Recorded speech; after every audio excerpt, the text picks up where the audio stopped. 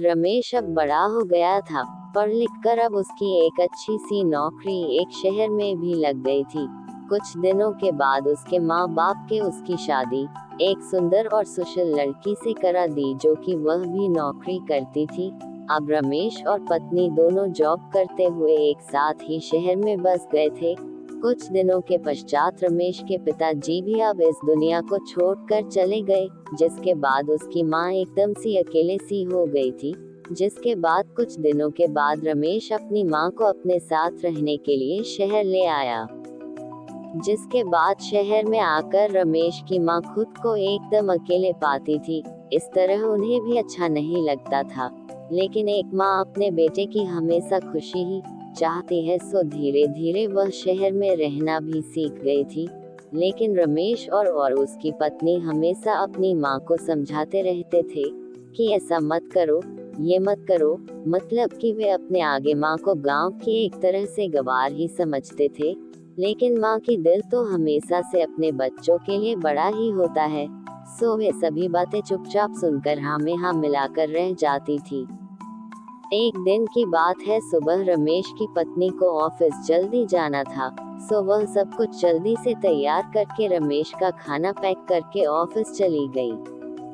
फिर इसके बाद रमेश भी जल्दी जल्दी तैयार होकर ऑफिस निकल गया था। फिर कुछ समय बाद रमेश की माँ ने देखा कि उसका बेटा तो खाने का लंच बॉक्स तो घर पर ही भूल गया है।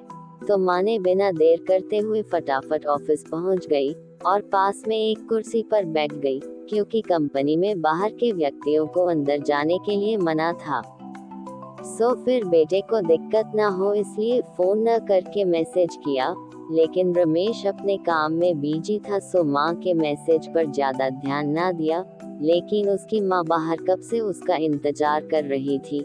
इस तरह कई घंटे बीत गया और इस बीच कई मैसेज भी किया, लेकिन रमेश का कोई उत्तर नहीं आ रहा था। इस तरह रमेश की माँ को चिंता होने लगी थी। लेकिन रमेश अपनी माँ के कई मैसेज आने के बाद वह अंदर खूब गुस्सा होने लगा था। आज तो उसने तय कर लिया था कि आज घर जाकर माँ को खूब अच्छी तरह से समझा देगा कि यह उसका गांव नहीं है जो कुछ भी मनमानी करती रहेगी। और इस तरह शाम हो गया।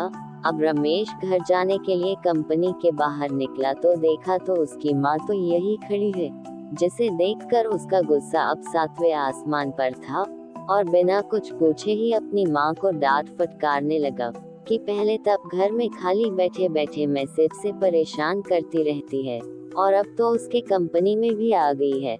आखिर उनका यह गांव नहीं है जो मनमानी करती रहेगी। यह सुनकर रमेश की माँ ने खाने का टिफिन रमेश की ओर आगे बढ़ा दिया, जिसे देखकर रमेश को अब समझते हुए देर ना लगी कि वह अपना खाना भूल गया था, जैसे माँ ने उसे देने के लिए यहाँ आई थी।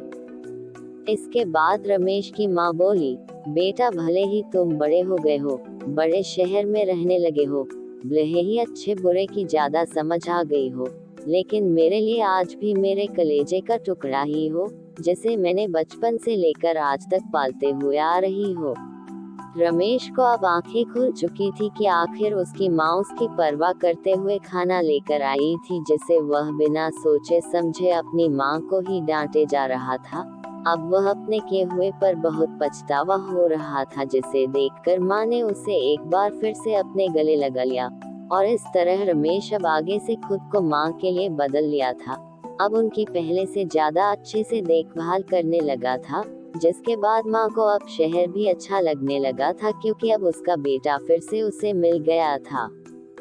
कहानी से शिक्षा। इस कहानी से यही शिक्षा मिलती है कि एक तरफ जहाँ हम पढ़ लिख कर खुद को ज्यादा ही समझदार समझने लगते थे, जिससे जाने अनजाने में माता पिता के बातों को गलत साबित करने में लग जाते हैं, लेकिन हम सभी यह भूल जाते हैं जिस माँ बाप ने अपने बच्चों को खुशियों के लिए अपनी खुशियों तक का त्याग कर दिए हो, वो भला माँ बाप अपने बच्चों का कैसे बुरा कर सकते हैं।